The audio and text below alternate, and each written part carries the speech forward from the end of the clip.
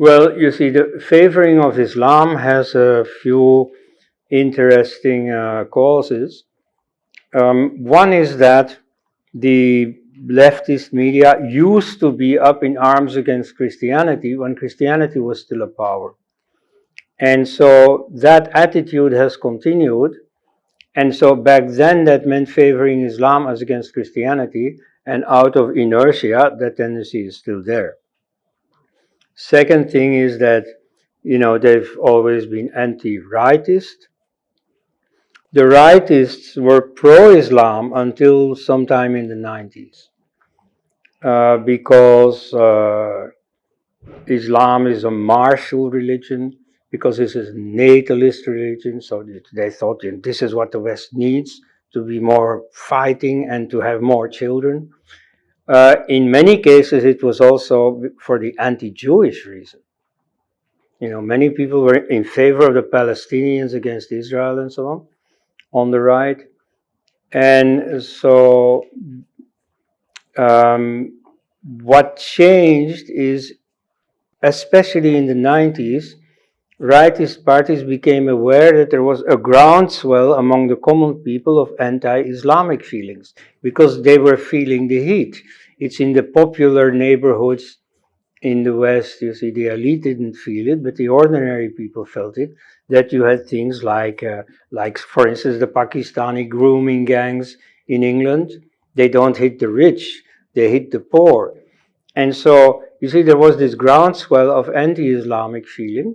And so gradually the rightist parties dropped the concern with, Second World War and so on, and started orienting themselves to the realities that, have recently emerged.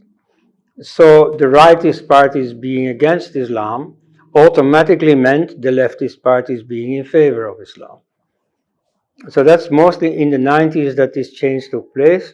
When you see in 1988-89, the Salman Rushdie affair, the banning of this Satanic Verses book, and the death sentence against the writer Salman Rushdie, at that time, most leftist intellectuals were on the side of Rushdie and against the Ayatollahs, whom they identified, like with the church establishment and so on. They were automatically the bad guys.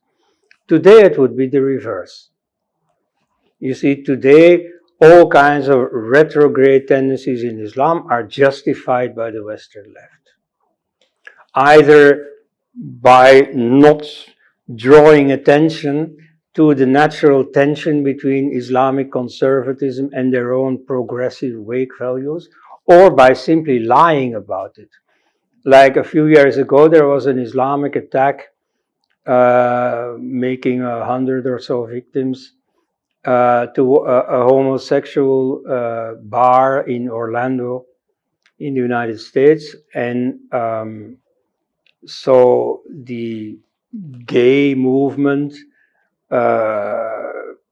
tried to say afterwards, oh yeah, it's because of the Republicans, the conservative Christians, that this thing happened.